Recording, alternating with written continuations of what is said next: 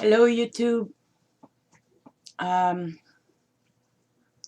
a lot of people had asked some news from me, and well, here I am in my storage.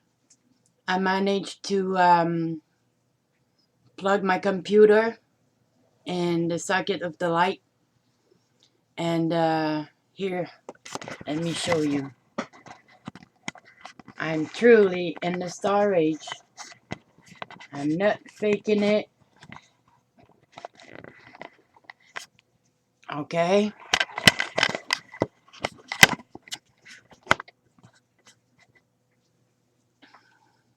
I'm in a shelter called House Nazareth in Moncton, New Brunswick. If you live in New Brunswick and you want to help me with housing, you can always send an email to Patrick Garrett on the Gratz Legacy at gratzlegacy@gmail.com. The email address is on the Gratz Legacy channel in the About section. I don't wear my denture because sanitary wise in that shelter it's not safe for me to have my denture, and I have to glue it, so at night I have to remove it and soak it and all this and that, and it's not clean enough for me to be safe to do those things. um it's not a safe place. Used to be. What happened is that House Nazareth had a fund from the government to open a new shelter, bigger. The only problem, it was supposed to open in August 1st, then September 1st, and it's still delayed because the marshal won't allow it. The reason why the marshal won't allow it is that the renovation that's been done has not been followed properly by the code of construction. So we all pay for that now. Money has been spent. The shelter is there, but we can't get in because they can't verify for the plumbing. They can't verify for the electricity. They can't verify for nothing. I'm a carpenter, and this is common sense to me, but apparently it was not for them. So anyway, it is what it is.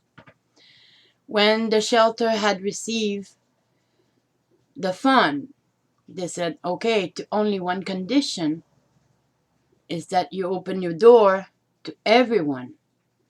So now, before, people were being selected to be in House of Nazareth. They're not anymore. Anyone who comes in and wants to sleep there, doesn't matter, can be a drunk person, can be a drug addict person, they can be completely high, completely drunk, and they're gonna come in. We all share a room. There is no single room. My room is the smallest one where there's only 2 persons because we sleep on military bed, like camping bed. Very extremely hard, very difficult to sleep on that. It's killing my knee. It's making it even more difficult. The very first day I was there, I could hardly get up because my back would jam literally, and it would take me like an half an hour just to sit on the bed, cut my breath, and it is very difficult because those people, they didn't just lose their house or their belonging, they lost their dignity, their self-esteem, their self-respect, and nothing matter no more. There's people over there with very severe diseases like AIDS and hepatitis. I'm very concerned for my health. I have an appointment with my family doctor on September 6th to talk about my knee and other things, and I want her to follow me very, very, very carefully about those matter. Because the last thing I want is cut hepatitis or AIDS or whatever, name it, okay? I'm being very, very careful, but we never know. I got my welfare going. I will be allowed start September 1st to $737 per month. Considering that my storage at this moment costs me $181 per month per 28 days. So tomorrow is my due date. My car is costing me $115 for insurance every month. Then I have to pay for my phone, $35. And those are fixed costs.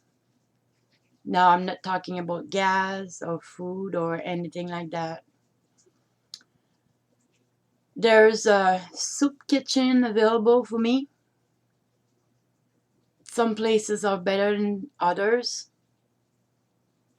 My only problem is when I go there, I feel the energy of everybody, all those people that has lost everything inside. They have no more fire in their heart. And that's very hard. People, you never know when you're going to be struck by people lying or jealousy, or there's people that just want to make you mad. Like, I've been threatened by a woman that she's going to take care of my car. She had no reason to do that at all. No reason. I'm not trying to comprehend those people. I've tried to help some, but I'm done with that. Now I go in the shelter. Bedtime is 10 o'clock at night. So I spent most of all my days here in my storage because the energy is not fantastic, but way much better than being in that house. And nonetheless, we are not allowed to stay there during daytime. Today is a rainy day. That's why my door is closed. And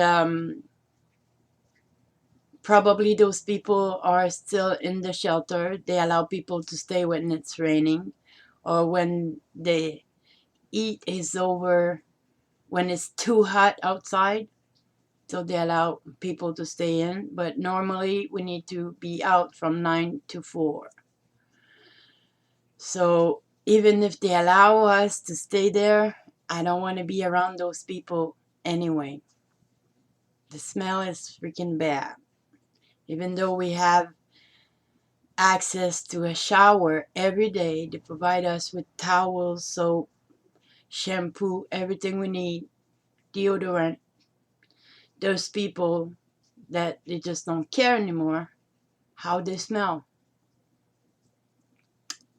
And they stink really, really bad. So I don't want to be surrounded by that smell no more. That's why I go there for bedtime, 10 o'clock. I get up at 6, jump in the shower, and I leave. I don't go up the stairs no more. And I don't use the stairs to go upstairs for anything. Most of the time, I call them on my phone, if anything. But I only go there for bedtime, so it eliminates a lot of frustration for me.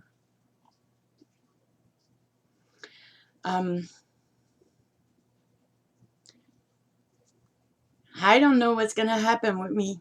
I don't know when I'm gonna find a place or where I'm gonna be going. Because with $537, I need $300 just for my storage and my car. So it's gonna be extremely difficult to pile up money. It is what it is, nonetheless. I've been thinking really, really, really hard to make sense out of it. Why am I being homeless? Why do I have to go through that? Find a purpose. Now, at the beginning, I was thinking, oh, poor me, poor miserable me, right? There is people more miserable than me, and I'm not talking about the people in the shelter at all. You'll be surprised. I feel sorry for my Prime Minister here in Canada, Justin Trudeau. He's more miserable than me because he doesn't do the right thing. So I remember years back in 2014, I had a period of time where I was on welfare and I was getting $587, and now it's down to $537. So people on welfare, they lost $50 a month.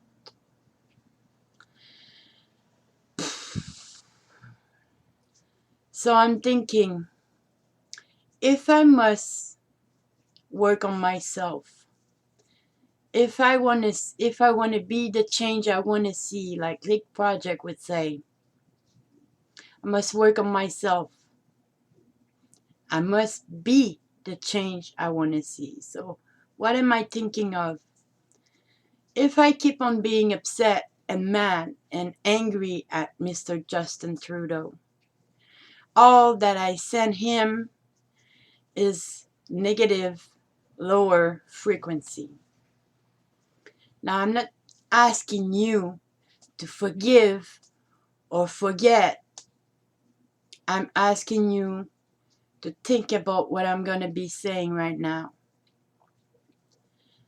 Let's say that our community of the Gratz Legacy start to focusing on our leader, whoever they are, for whatever country there is. It's everywhere. So what if we only focus on the favor of our leader being the greatest leaders, and they're doing the right thing? They take from the rich and they give to the poor, and everybody is fed, everybody has housing, everybody is same level. What if we just focus on that dream? All of us. What would happen? Have we ever tried it? And it has to be consistent. It's not just a 5-minute thing, in the morning. It has to be on your mind constantly, nonstop, through the whole day, every day. Okay? And when that happens, we're gonna see miracles happening. I'm convinced of that because I believe in that. I believe that we are more powerful that we have been raised to believe. Now, something else very important that happened with Patrick while I was on the phone with him last Sunday. We were talking about that, but I didn't told him my intention of what I was going to talk to you. I just asked him, what if I make a small video and I put it on my USB key, and next time I go on at the library only on the weekend because the parking lot is free.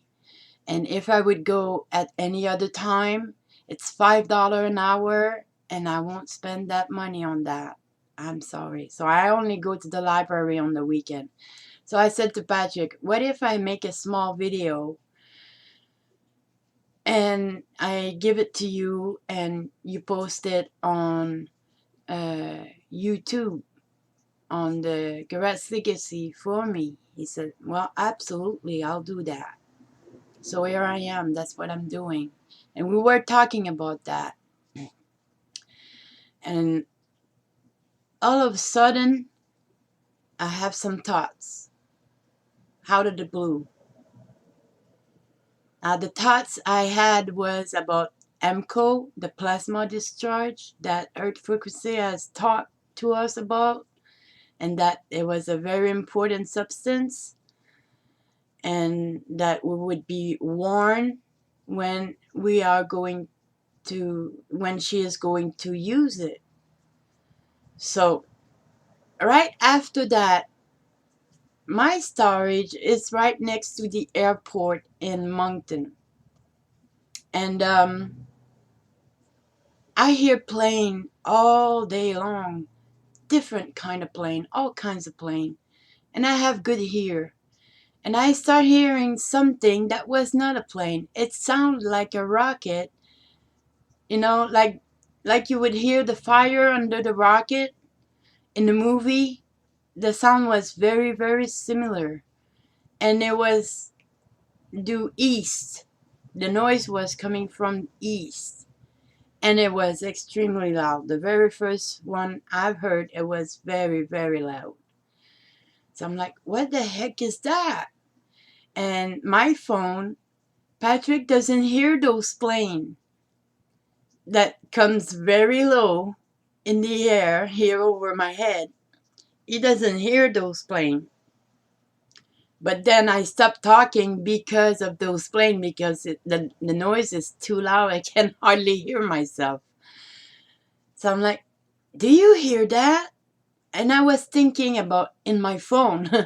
It's like, yeah. And then I realized, how come do you hear that? He said, I hear it here in England. So we were both hearing the same noise at the same time in two different country, on the planet. It's the opposite, two different side. And it kept going on for maybe 30 minutes on and off. The first one was due east. The second one I heard was due west. And it kept going on like that. And we were really worried about that. And we were wondering what the heck it was. So I took my courage and I asked Patrick, I'm like, Patrick, would you be willing to use your pendulum to find out what this was? He said yes, but I can't promise you anything because the last time he used it, you all were witness of it. So from time to time, he still uses his pendulum for personal purpose, and he allowed me to talk about this to you guys. So we asked Source what was the noise, and Source told us it's nothing to worry about, and that it was only a practice. So I'm like, well, Patrick, that doesn't answer my question. We need to ask more. He said, I agree. So I said, what kind of practice was that? And then Source told us that the elite are losing control, and they just can't hold on the frequency anymore, and they're practicing for a global evacuation. So I'm like, holy crap, this thing is really happening. This is true. So to me, the elite is the lowest frequency. I don't put that word on specific people like the leaders or anything like that. I put that on the lower frequency that hold us back. So then after that, because I had the thought of EMCO just before, I said, I want to ask a question to Earth Frequency if you don't mind. He said, sure. So I asked the question to Earth Frequency, when the time will come that she's going to be using the plasma discharge, EMCO, they call, how the warning is going to come to us. How are we going to be warned? What would be the sign? So Earth Frequency told us that the people that are aware and awake well enough will receive a download to know exactly what to do and when it's going to happen, so human race can continue to evolve. And it was important for me to deliver that message to you guys. So be aware and stay awake and alert, and keep on educating yourself the most you can. And during that time, stop being mad at those low frequency. Get rid of those resentment. You know, we need to, the more love we send to those lower frequency, the better it's going to be for us. They are scared of us because of the love that we hold in our heart. And they're not just scared of us, they're gonna totally disappear. They're preparing for a global evacuation. So we must have done some good work for them to act like this. Let's keep on doing that. Let's keep on dreaming. Let's keep on sending favor. Forget about magic. Forget about sigil. Forget about forgiveness. Forget about all that. Just imagine. Just dream. Be the change you want to see. Okay? So at all time, be kind. At all time, be thoughtful. At all time, raise your frequency and send love. It's hard. I know it's hard. How can, you know, there's one woman over there at the house that she's identified as a violent woman. And she was asking to be in the same room than me. As soon as the other bed was free, she wanted to be in my room, and she was being refused all the time, and I was made aware of that. Till the day she managed to be in my room. To make a long story short, I used a favor on me. I asked for favor on me to the universe. And within 15 minutes after an argument, this woman was out of my room. Regardless of how it did happen, there were no fight, no physical fight. Don't get me wrong. There were big mouth fight, argument. But then the worker came downstairs and the lady transferred in the other room where she was before, where there were available bed. And not long after that, her and her boyfriend, they left. Anyway, it does work. And what we heard all over the world was no plane. We could hear it, but we couldn't see a damn thing. Either here or in England, Patrick was outside and couldn't see anything, but he could hear it. And I could hear it. And when I hear a plane, I see it. No matter plane it is, I see it. I know what kind of plane it is. But that, I couldn't figure out what was causing that noise. So we couldn't see anything, but we could hear the noise from it. And Source told us that it's only practice for the elite to do a global evacuation because they are completely losing control. So let's keep on loving. Let's keep on sending favor to those lowest frequency so we can be free. That is our true power. I miss you all. I love you all.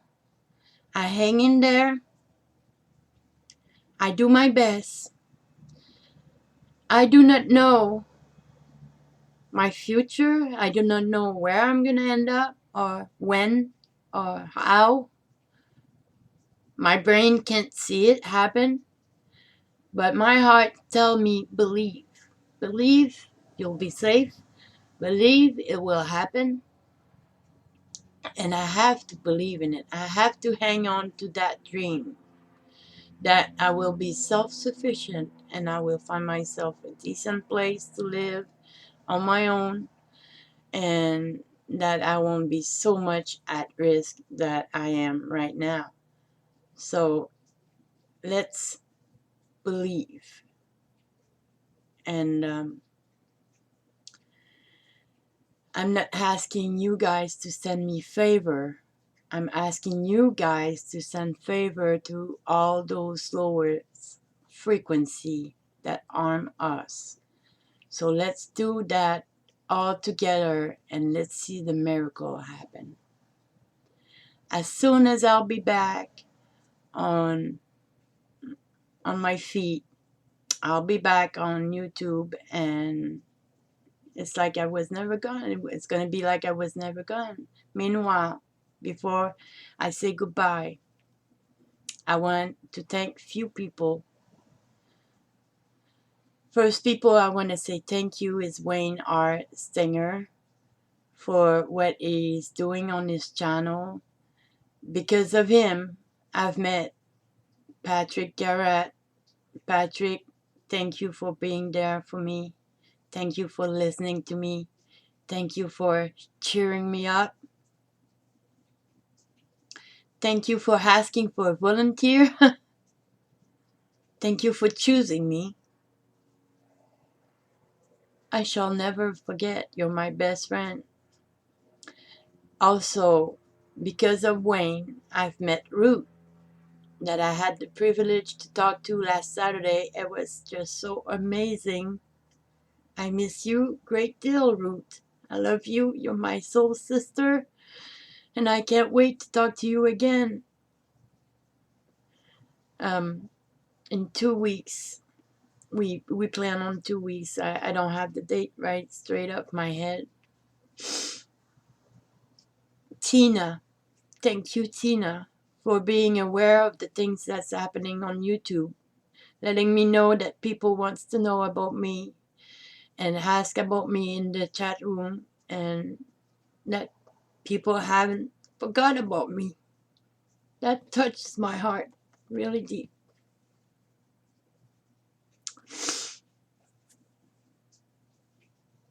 David, your little video you made